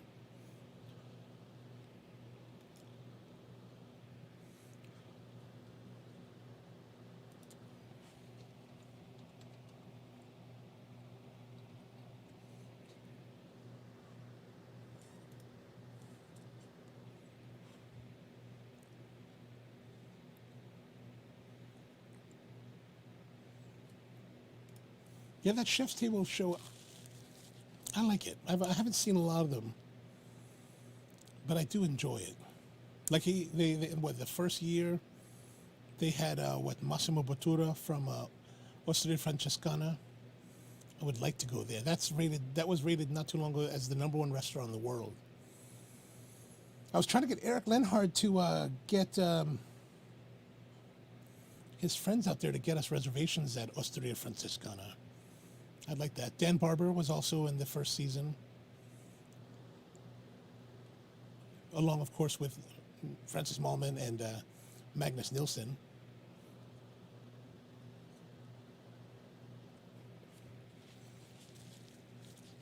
And I'm looking here now at the Wikipedia listing for Chef's Table. So the second year in 2016, they did Alinea with Grant. That's a great restaurant. More cerebral kind of eating. Like it's really experimental, really kind of forward thinking. Dominique Crenn from San Francisco. I saw Dominique. She was at the show at ICC a couple years ago. Enrique Oliveira. I've been to Pujol. Great restaurant. Great. Fantastic.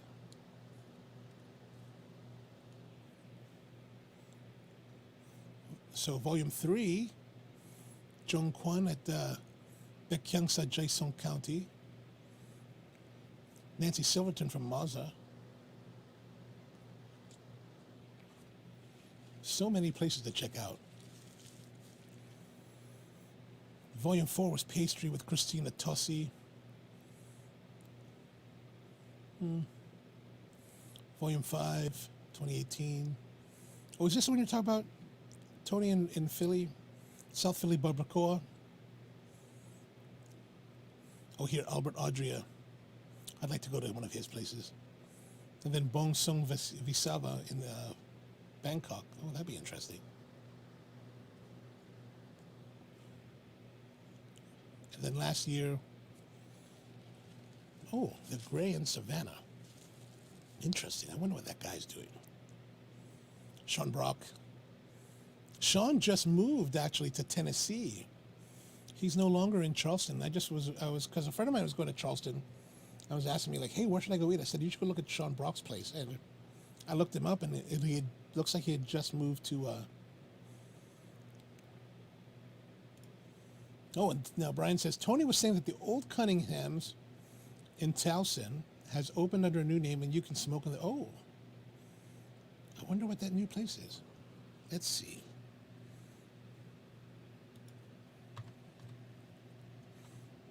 New Towson restaurants.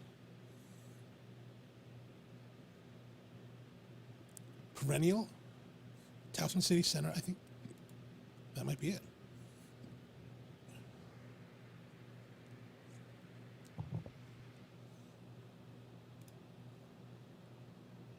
Whoa. Oh, that's fancy.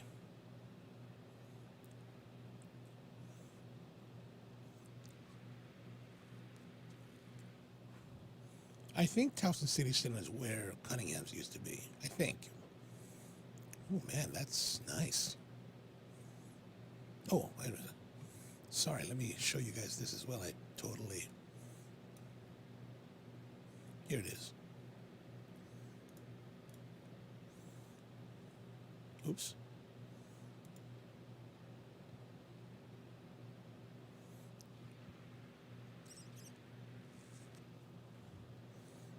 I don't know if that's it. Perennial?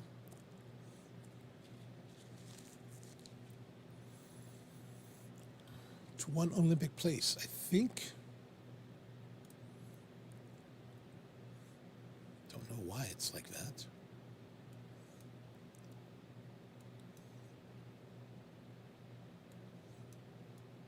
Yeah, that's it.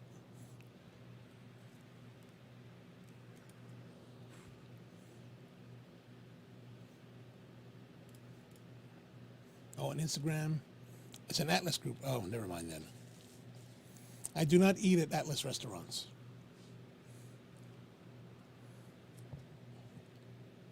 And Brian says that's definitely Old Space at Cunningham's. You guys will have to tell me what it's like.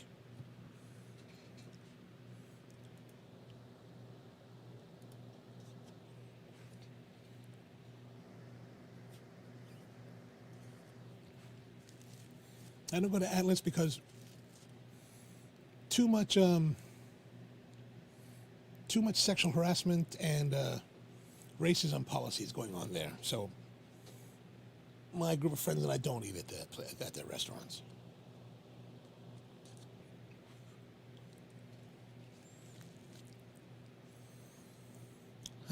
So we're here getting close to the end. I think still smoking nicely. You know, I would say that I'd go along with the assessment of 88. It gets really good. More than 90, I don't think so. But I think an 88 would be just about right. I don't know. I wouldn't give it an 88 if it had the tar. I'd be more like around 80. But definitely 88. And Rusty says, if you all like Chef's Table, try to find this series, Mind of a Chef. Yeah, that's a great one. You know what else I really enjoy as far as, oh, here we are, getting out of focus again. The other one that I thought was really good was the one that Heston Blumenthal did, In Search of Perfection. I think that's a really, really good series. That's more about the technique of cooking, where Heston goes into pretty heavy detail about how to make certain dishes, and he really puts his spin on it. I thought that's really an interesting series to watch.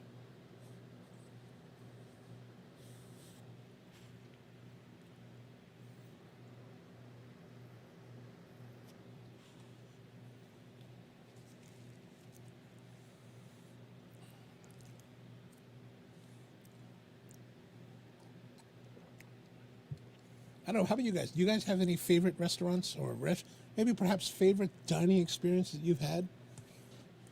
Let me know. Drop them in the comments. I'd like to know. My favorite dining experience, or my best restaurant dining experience. And I don't know if I talked about this before, but you know, I've been to a lot of really well-run and renowned restaurants for meals. But I think the best one that I ever had was the meal we did a while back now at Per Se in New York City. I still think to this day that was the best restaurant meal I've ever had.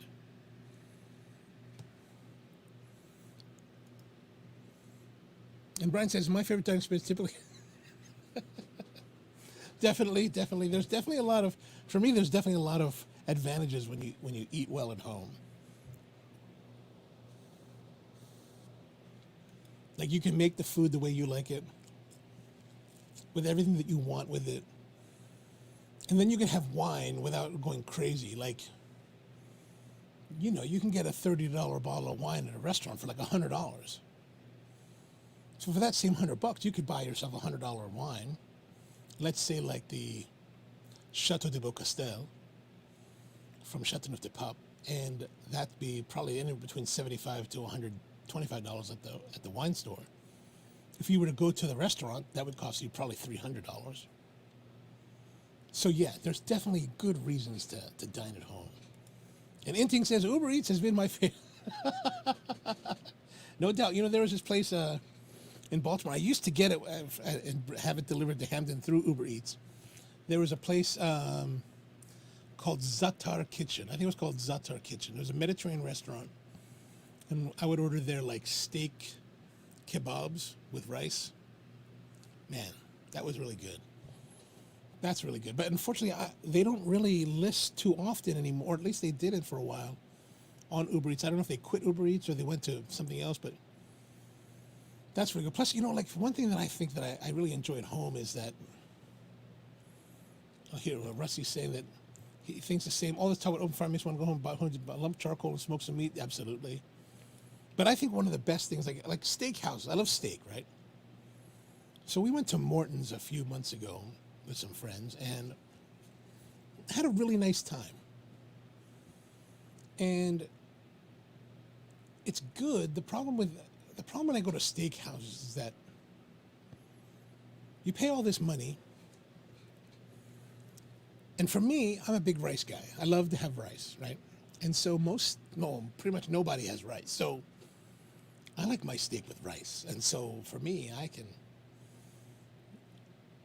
make great steaks and have rice with it. And it's just for me, that's a wonderful experience.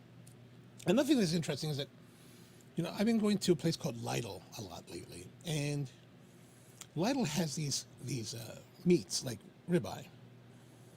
And they're prepackaged or whatever, individually packed, vacuum sealed. And they're like $11 for like I don't know, maybe 10-ounce steak, 12-ounce steak, or maybe 16 ounce, whatever it is. It's a good deal. And,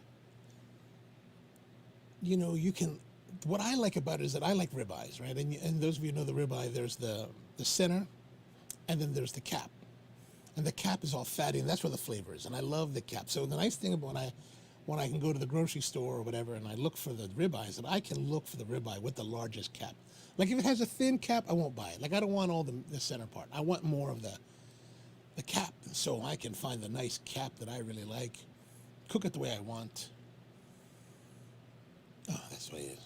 So Tony says, I had a great pork belly dish and spicy shrimp at a restaurant in Cabo. Oh, excellent. Plus, you can cook straight steak at home for the fraction of the cost and have your rice. Rice. Yes, absolutely. Yeah. It's $10. Of course, I have rice already, so I don't have to pay for that extra. And if I really want to, I can go crazy with like the wine.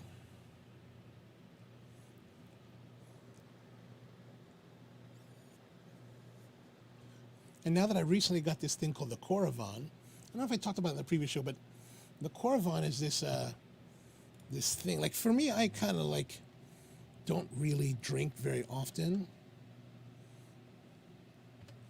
And they have this thing called the Coravon, and I'll show you a picture of it.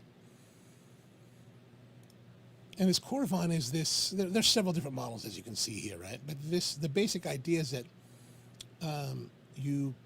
there's a needle, this thing here, there's a needle that you shove into the cork of the bottle of wine, and in this part here is an argon capsule. So you displace the wine with the argon. You pour it, you bend it over like it's showing you, right? And you press the button, and it injects argon into the bottle, which displaces the wine that's coming out. Now this one has a shower head. I don't know what's going on there. I don't know what that's all about. I think that shower head is for when you want to aerate the coffee. So it's kind of like that Venturi thing. It's Corvan's version that gives some aeration to the coffee, to the wine, and I guess makes it better. Like one time I had this really great experience. So one of my buddies, Frank, a friend of mine from Hawaii but now lives in Bangkok, he was out visiting here on the East Coast, and he had a friend just outside of Langley in McLean, in Virginia. And, pretty fancy guy. So we went to dinner at his house, and fancy home, and beautiful. And he's one of those guys that a little bit eccentric, really like an Anglophile, and really into cricket. And he wanted to join the Royal Cricket Club. And this is back in 2002. Actually, it was a time when that father and son were shooting people with the AR-15 from the trunk of that Caprice Classic. And it was during that time, so we were kind of a little bit paranoid going down to Virginia. And he had this French wine. I forgot which wine it was, but he decanted it. And as we drank it, like, it was probably one of the more significant wine experience I've ever had, in that every time you sip this wine, after he had let it decant for over an hour before dinner, that it was constantly evolving and changing, and just really had this incredible depth of flavor, and a wine experience I never had since. Just really fantastic. But again, just another home dining experience that was just wonderful.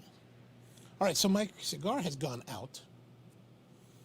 We're really kind of at the very end. I probably should dump it, but we're going to try to relight it just to see. I mean, the flavor is still nice. Ouch. Good flavor. Nice spice to it. I'm enjoying. So, which I guess segues us into our usual segment of would I buy it again? Surprisingly, I would say yes. An Altada cigar that I've been finding to be very enjoyable throughout the entire time.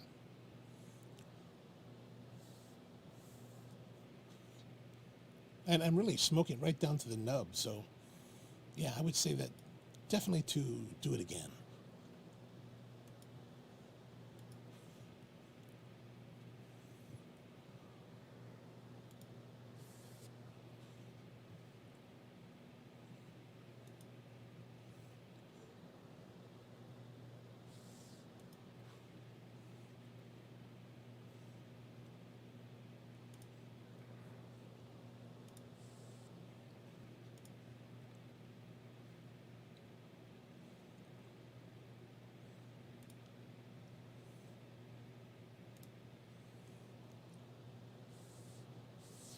And I can't believe it's 9:55.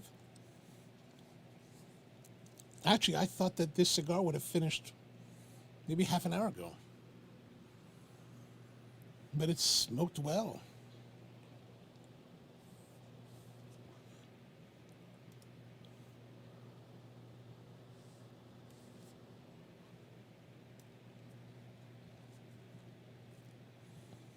So what do you guys got going on this week? Anything interesting happening?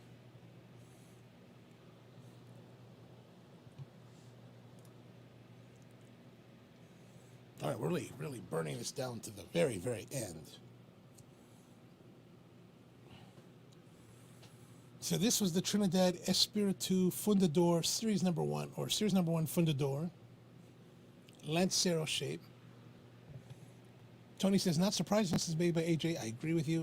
There. The Altadas thing kind of turns, kind of puts pause, but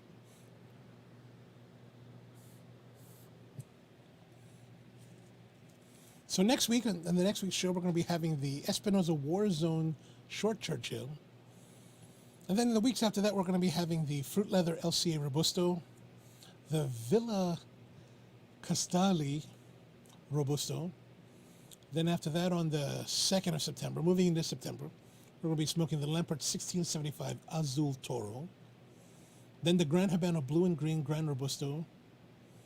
And then right now we got scheduled out to the 16th of September, where we're going to be smoking the Cloud Hopper number 485. So if you get the chance, give Rahul a call or head down to the Tobacco Leaf, grab some cigars or wherever you are.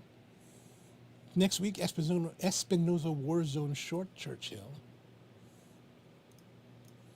Oh, and Rusty says Havana Night is at Casa de Monte Cristo tomorrow night. We have to, I don't remember, but I was talking to George Brightman the other day. We were talking about going up to, what's the name of that place? Is it Casa de Monte Cristo or is it one of the places up in New Jersey? We're talking about going there and checking it out. So I'll let you guys know when we figure that out, and if you come join us.